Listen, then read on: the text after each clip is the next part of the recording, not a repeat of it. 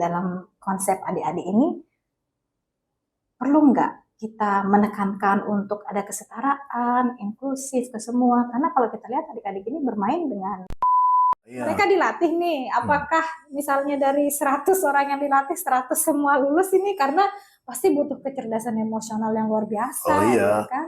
jadi ada rekrutmennya.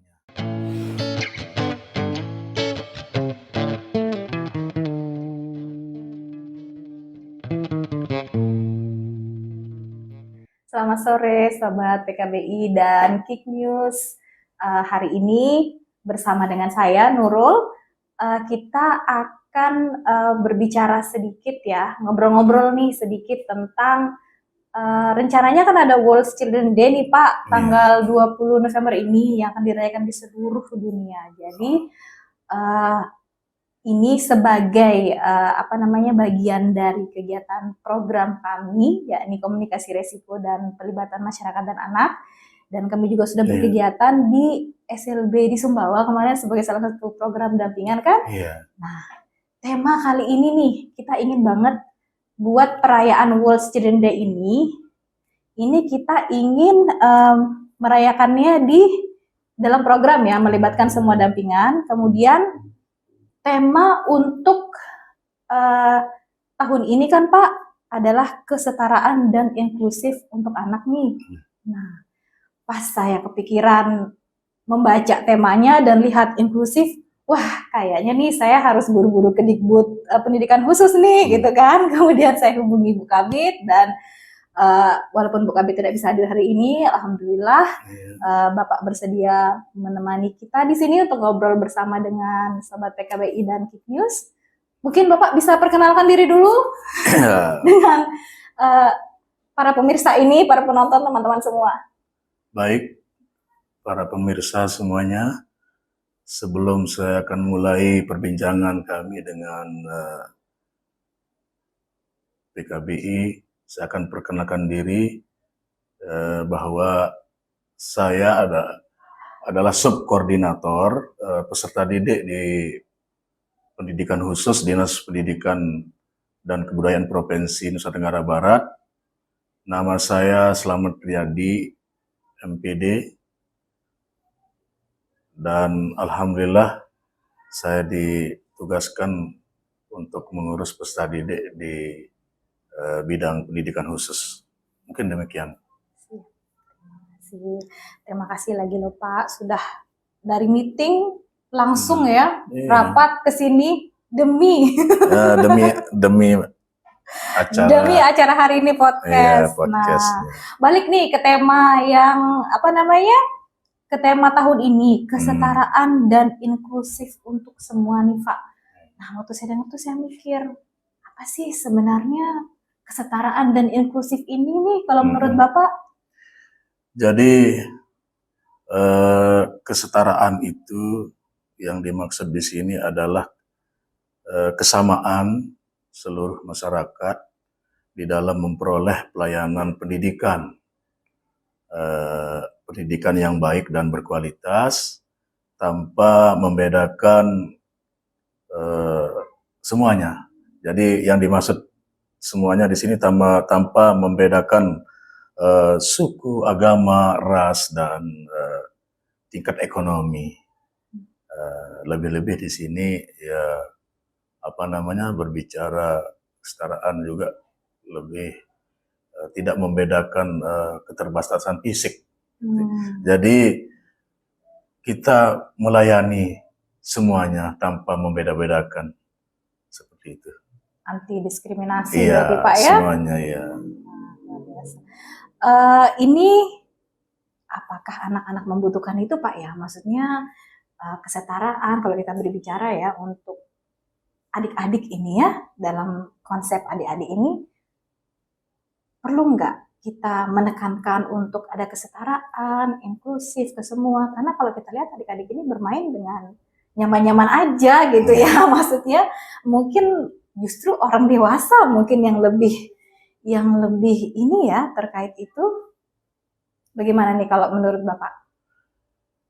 Ya perlu, untuk adik-adik kita juga perlu kita memberikan pemahaman terhadap apa itu kesetaraan dan inklusi. Mm-mm. Karena adik-adik kita inilah yang harus kita layani kebutuhan pendidikannya. Jadi dari sedini mungkin kita harus perkenalkan dulu apa itu kesetaraan dan Supaya mereka tidak inklusi, membedakan ya iya, Pak ya. supaya mereka tidak merasa dibedakan. Betul, merasa dibedakan dan Itu. membedakan ya Iya. Pak ya. Nah, ini nih Pak, sejauh mana sih Pak kesetaraan dan inklusif ini sudah dirasakan oleh anak-anak di Indonesia ya, khususnya NTB nih, Bapak sebagai subkoordinator pendidikan khusus yang sudah berkecimpung di lapangan. Iya. Alhamdulillah anak-anak kita yang inklusi, mereka sudah merasakan bagaimana pelayanan kita di pendidikan, karena di Nusa Tenggara Barat itu sudah menyelenggarakan sekolah inklusi mulai dari 2015. Siapa yang menyelenggarakan itu sesuai dengan kewenangan kita adalah SMA SMK yang ada di 10 kabupaten kota. Contohnya misalnya di Mataram ini di SMK 5, SMKN 5 Mataram, ada juga di SMA 3 Mataram, terus di SMA 5 juga ada SMA 7. Jadi di kota sudah sebagian besar sudah menyelenggarakan inklusi. Jadi kalau kita berbicara sejauh mana, ya mereka sudah tersentuh, sudah terlayani, dan sudah merasakan. Misalnya contohnya di SMK 5 itu sesuai dengan panduan kami itu sudah betah, sudah menyatu dengan sekolah-sekolah, dengan teman-temannya yang sekolah di formal. Mungkin seperti itu. Jadi konsep pendidikan inklusif ini berarti anak yang berkebutuhan khusus masuk ke sekolah formal ya? Iya. Seperti itu. Jadi berkebutuhan khusus yang dimaksud di sini adalah tidak sebatas itu, cuma seperti misalnya ketunaan ya, ada yang tunarungu, tunadaksa, tunawicara, grahita, tetapi yang dimaksud di sini yang dilayani di sini adalah keterlambatan menerima pembelajaran juga di situ. Oh itu juga termasuk ya termasuk Pak ya? Juga ya. Jadi bagaimana dia menerima pelajaran itu sulit, itu juga termasuk kategori inklusi. Ini baru loh Pak, Ya, saya baru kesulitan. tahu loh. Jadi istilahnya kami itu kesulitan dalam pembelajaran. Itu termasuk juga kategori inklusi, pendidikan inklusi. Luar biasa Iya, ya. tidak secara kasat mata dia tunarungu, tunadaksa, tapi keterlambatan dalam penerimaan pembelajaran juga termasuk inklusi. Itu termasuk ya Pak ya? Andaikan di zaman saya ada tuh Pak, karena zaman saya dulu. Itu kalau keterlambatan menerima itu selalu dibilangnya malas belajar. Gitu. Itu dia. Nah sekarang sudah memberikan ruang. Berarti sudah diakui itu sebagai suatu berkebutuhan khusus ya Pak ya. Nah ini menarik nih, ketika mereka masuk ke sekolah formal ini, apakah ada dipilih secara khusus gitu anak-anaknya atau mungkin secara random saja gitu? Siapa yang mau dipersiapkan untuk ke sekolah formal seperti itu? Jadi untuk masuk ke sekolah itu, jadi calon-calon siswa yang inklusi ini, apabila ada yang mendaftar ya, jadi ya ada seleksinya. Seleksi seperti yang disampaikan tadi, bahwa ini kan kita melihat dulu bagaimana, karena mereka akan berbaur dengan anak-anak kita yang sehat lah, dalam kata sehat fisik, sehat semuanya. Jadi mereka ada yang minder kadang-kadang kan. Nah jadi kita lihat dulu psikologisnya. Jadi kemampuan dia bergaul dengan teman-teman yang normal kan begitu. Jadi diseleksi, kalau memang dia ada timnya yang menyeleksi, kalau memang dia sudah dianggap memenuhi persyaratan ya diinvert, dimasukkan ke sekolah. Berarti anak-anaknya juga harus dilihat dulu Pak ya, Iya, kesiapannya, kesiapannya, ya. kesiapan mentalnya terutama Iya, ya iya. untuk menghadapi orang-orang yang berbeda Iya, begitu itu kan. dari calon siswanya. Calon siswanya Iya, ya. yang akan masuk di situ ya diseleksi. Nah, itu kan dari calon siswanya nih Pak. Kalau sekolahnya bagaimana nih Pak? Kesiapan apa nih yang dibutuhkan untuk menerima murid berkebutuhan khusus tersebut? Jadi untuk melayani anak-anak kita yang inklusi tentu dipersiapkan beberapa hal untuk keberlanjutan pendidikan mereka. Ya. Pertama itu adalah kesiapan lingkungan pendidikannya, ya, kesiapan lingkungan pendidikan dari sarana prasarananya. Nah itu yang pertama, karena kalau emang sarana prasarananya tidak mencukupi, tidak memiliki ruang kan, tidak bisa diterlayani. Nah, itu yang pertama. Yang kedua adalah kurikulumnya. Jadi sekolah menyiapkan kurikulum yang sesuai dengan kebutuhan ya anak kita si yang anak inklusi, tersebut, ya disesuaikan dengan kebutuhan inklusi supaya dia tidak terbebani secara psikologis. Jadi kurikulum yang sesuai dengan inklusi itu yang kedua. Yang ketiga adalah pendidiknya, tenaga pendidiknya, gurunya. Jadi guru yang disiapkan di sini adalah guru-guru yang profesional, yang memiliki kecerdasan emosional. Tidak bisa sembarangan ya Pak iya, ya. tidak bisa sembarangan guru yang menangani inklusi ini. Dia di samping profesional di dalam penguasaan materi, dia juga memiliki kecerdasan emosional tatkala dia menghadapi anak-anak yang inklusi itu kan tidak sama dengan betul. yang normal. Nah, itu yang ketiga. Jadi di sini yang keempat itu sarana prasarana, dan yang terakhir yang kelima adalah jadi ada evaluasi pembelajaran. Evaluasi pembelajaran di sini sejauh mana misalnya anak-anak itu dalam kalender pendidikan itu yang sudah ditentukan menguasai materi-materi yang diterima oleh siswa-siswa kita. Jadi ada evaluasi pembelajaran. Sehingga kalau misalnya kurang pencapaiannya, apakah akan disesuaikan lagi apa begitu? yang perlu dipenuhi, diperbaiki, jadi seperti itu. Jadi ada evaluasi pembelajaran bagi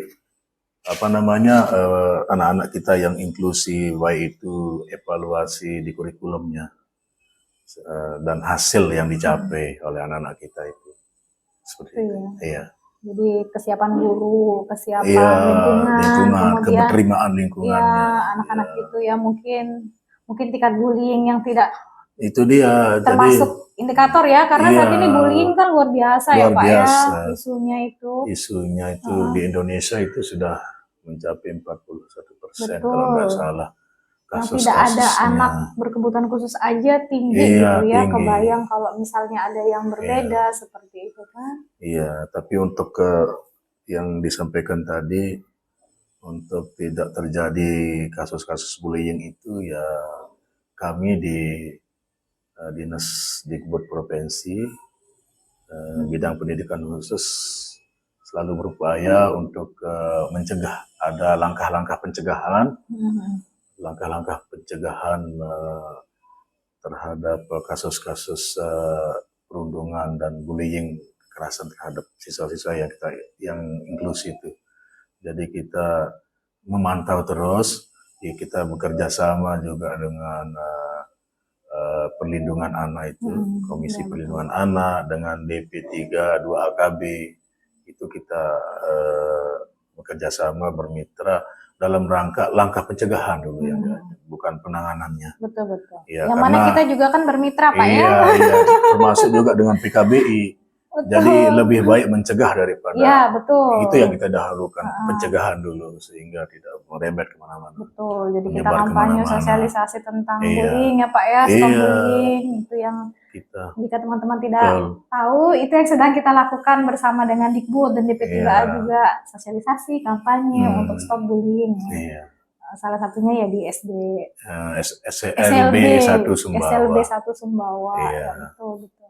Oke.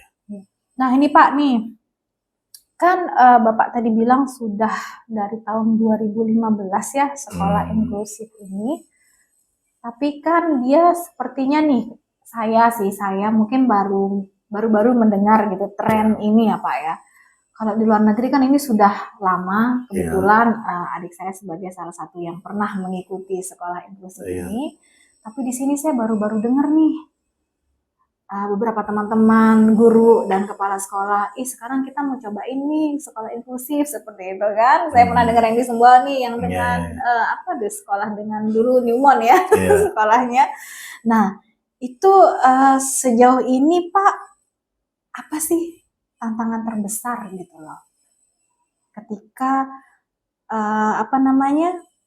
ketika menerapkan sekolah inklusif ini, yang Bapak alami ya, yang Bapak lihat gitu kan, terkait apakah kesiapan dari sekolahnya atau mungkin si guru tersebut yang membimbing, karena saya lihat konsepnya ini kalau di luar negeri, saya membandingkan Pak ya, di luar negeri itu ketika ada anak inklusif dia akan ditemani oleh guru khusus, yang mana guru itu akan selalu mendampingi dalam proses pembelajaran gitu kan, dengan adaptasi dan sebagainya. Nah, apakah konsep itu sama diterapkan di NTB, di sekolah-sekolah yang menerima murid tersebut? Dan apakah guru-gurunya ada guru-guru khusus nih yang memang dilatih untuk itu, seperti itu? Ya. Baik, jadi untuk pendidikan inklusi ini yang di SMA SMK, jadi beberapa permasalahan yang kita hadapi. Pertama yaitu terkait dengan guru.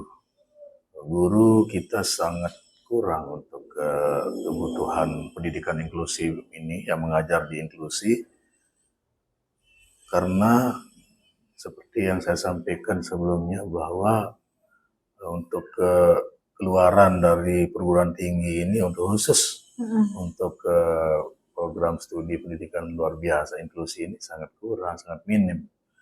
Nah, jadi itu menjadi suatu permasalahan di penyelenggaraan inklusi. Nah, berikutnya ya kalau kita melihat dari yang sudah berjalan, ya ada plus minusnya. Gitu. Jadi itulah seperti yang disampaikan tadi oleh Mbaknya, bahwa di luar negeri itu sudah berjalan dengan baik, bahkan ada guru khusus. Nah, kami di sini kan seperti yang tadi ada program malah mengalihkan guru yang normatif, di sekolah formal, guru normatif jadi, menjadi guru adaptif tadi Pak ya. Tidak upskill. Jadi guru yang normatif itu mengupgrade dan mengupskill supaya bisa dia mengajar di inklusi itu. Seperti itu anunya. Dan itu banyak nggak sih peminatnya guru-guru yang mau di-upgrade skillnya itu Pak? Nah itu dia, jadi kalau kita lihat dari banyak tidaknya sih, ya ada. Ada. Kalau tingkat keberhasilannya gimana Pak? Maksudnya kan mereka dilatih nih, apakah misalnya dari 100 orang yang dilatih 100 semua lulus ini, karena pasti butuh kecerdasan emosional yang luar biasa, kan? Jadi ada rekrutmennya. Jadi ketika kita mau mengupgrade atau mengupskill itu kan tidak begitu mau masuk terus masuk. Jadi kita seleksi dulu guru, ada rekrutmennya, ada persyaratan yang harus dia penuhi sehingga bisa melanjutkan ke program upskill itu. Ada seleksinya, ada tim yang menyeleksinya. Luar biasa ya Pak ya. Nah, ini nih terkait balik lagi ke tadi kan Pak ya, eh, masyarakat kita mungkin eh, belum terlalu terbiasa ya Pak ya menerima yang inklusif ini kan. Nah nih, menurut Bapak nih langkah-langkah kecil apa sih yang perlu dilakukan masyarakat untuk memastikan kesetaraan dan inklusif ini dapat tercapai di NTB khususnya untuk anak-anak nih, untuk anak-anak kita nih. Jadi yang perlu dilakukan oleh masyarakat itu pertama adalah eh, harus ada dukungan dulu. Dukungan dari masyarakat terkait dengan pelaksanaan inklusi. Jadi di Dikbud itu sudah ada yang dicanangkan oleh Pak Kepala Dinas itu 5V. 5P, ya P yang pertama yaitu profile, P yang kedua adalah performance, yang ketiga yaitu pelayanan, yang keempat prestasi. Nah, yang kelima ini adalah keterlibatan masyarakat. Nah, keterlibatan masyarakat di dalam pelaksanaan pendidikan. Nah, bentuk keterlibatan masyarakat ini tentu adalah dukungan masyarakat. Misalnya ada masyarakat, ada warga kita yang usia sekolah yang belum ya yang tidak terdata atau yang belum terdata, mereka harus memberikan informasi kepada kami, kepada pemerintah dalam hal ini dinas pendidikan, sehingga anak-anak kita itu tidak ada yang terlupakan untuk melaksanakan pendidikan ini. Jadi semua kita layani. Itu yang pertama, dukungan masyarakat. Jadi yang berikutnya adalah kalau dari dukungan masyarakat itu seperti yang tadi, yang kedua adalah kesiapan pemerintah dalam pemenuhan akses pembelajaran. Dalam hal ini ya kan kita tahu dalam pendidikan itu kan ada 8 standar pendidikan. Salah satunya standar pendidik dan kependidikan, standar pembiayaan, dan itu harus dipenuhi. Mungkin seperti itu. Mungkin itu aja. Berarti lebih masyarakat harus bekerja sama ya, merangkul, memberikan informasi mana nih anak yang belum mendapatkan akses pendidikan gitu Pak ya, terlepas dari apapun kekurangan mereka seperti itu ya. Seperti contoh 2 bulan yang lalu kami mendapat informasi bahwa ada anak yang berkebutuhan khusus yang tidak mampu secara ekonomi, yang belum bersekolah, itu di Lembar dulu, di Lembar sana, itu kita dapat informasi dari kepala dusunnya. Nah, jadi itu setelah kita dapat informasi, langsung kita tindak lanjut, ya kita jemput anak tersebut. Nah, kebetulan anak tersebut itu tunanetra. Nah, jadi kita langsung datangi, menindaklanjuti informasi itu, dan alhamdulillah setelah kita jelaskan kepada keluarganya, ya mereka menerima, dan kita langsung bawa ke sekolah, ke SLB YPTN Selagalas, dan alhamdulillah sampai sekarang sudah. Ini jadinya keluarganya yang tidak mau anaknya sekolah atau bagaimana nih Pak kasusnya kemarin? Jadi dia bukan tidak mau, cuma tidak punya kemampuan secara ekonomi, sehingga mereka mau memasukkan sekolah itu, dia berpikir biaya itu terkendala biaya. Jadi mereka hanya itu bisa pasrah lah gitu. Nah, setelah itu kepala dusunnya datang ke tempat itu, dan kepala dusun melakukan ini, datang ke kita untuk melaporkan bahwa di warganya ada yang belum terlayani. Maka kami datang bersama pimpinan, kepala bidang, langsung kita jemput dan langsung kita serahkan ke SLB YPTN Selagalas. Alhamdulillah sampai sekarang sudah. Luar biasa berarti biasa. ya dukungan Iya, ibu ini ya dalam sampai menjemput, iya, mendatangi dan mendekati secara iya, personal ini keluarga dan si ini ya anak iya. tersebut.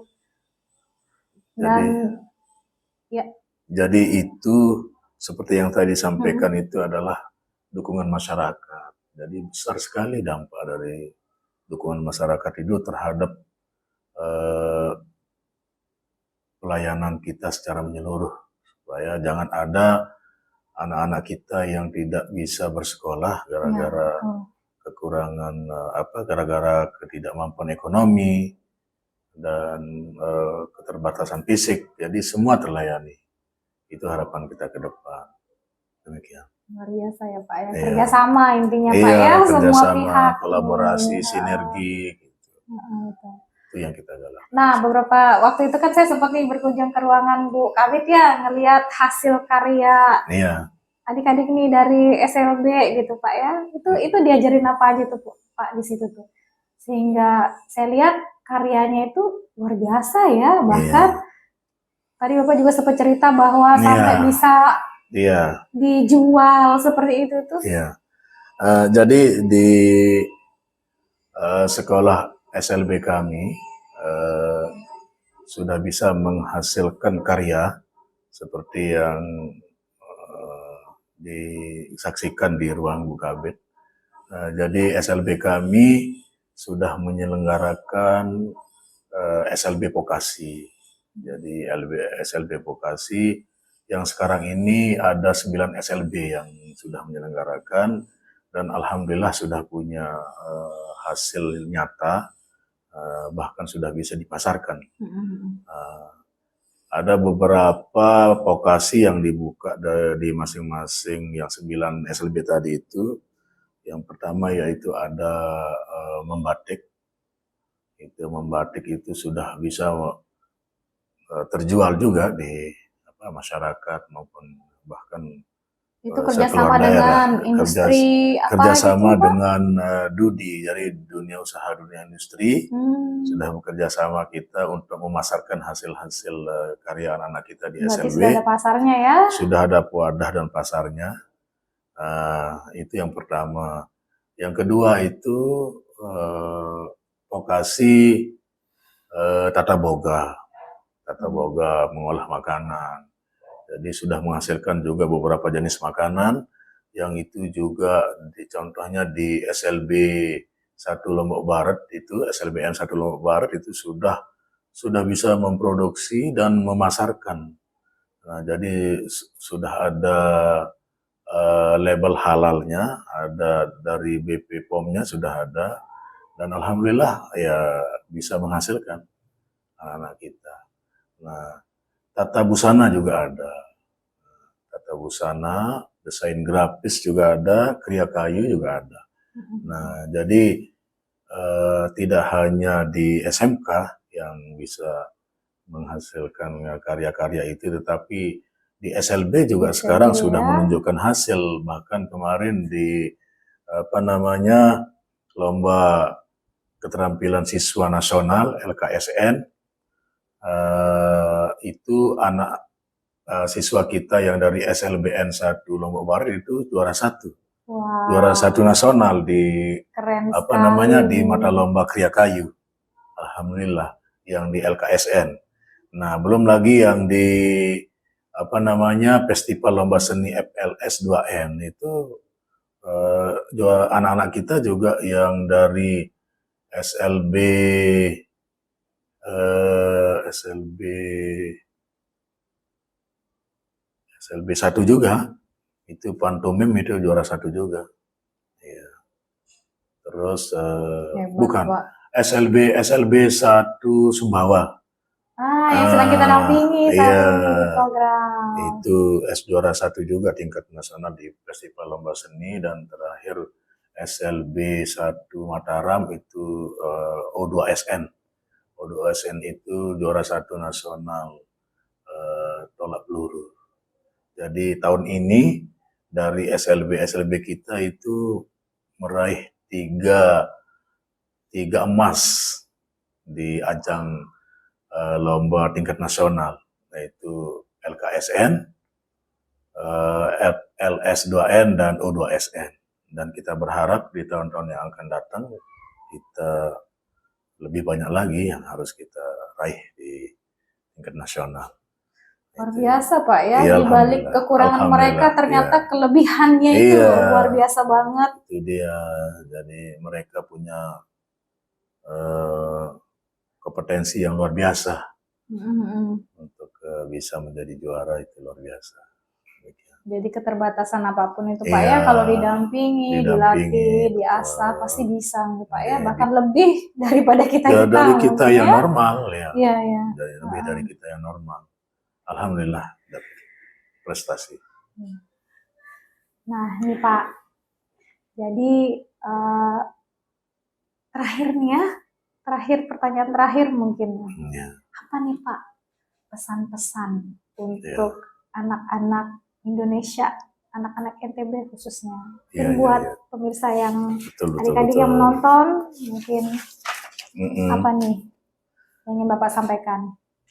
Jadi untuk anak-anak hebat di Nusa Tenggara Barat maupun di seluruh Indonesia, pesan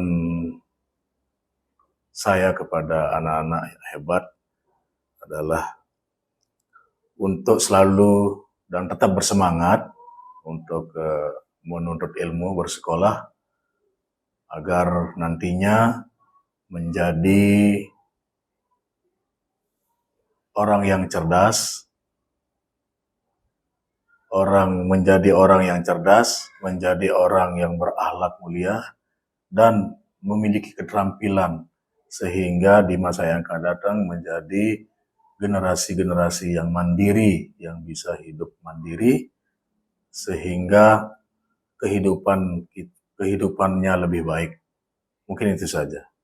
Jadi tetap bersemangat untuk bersekolah agar menjadi orang yang cerdas, berakhlak mulia dan memiliki keterampilan, sehingga nantinya di masa yang akan datang menjadi mendapat kehidupan yang lebih baik. Mungkin demikian itu saja yang dapat saya sampaikan. Selamat Hari Anak tanggal 20 November 2022.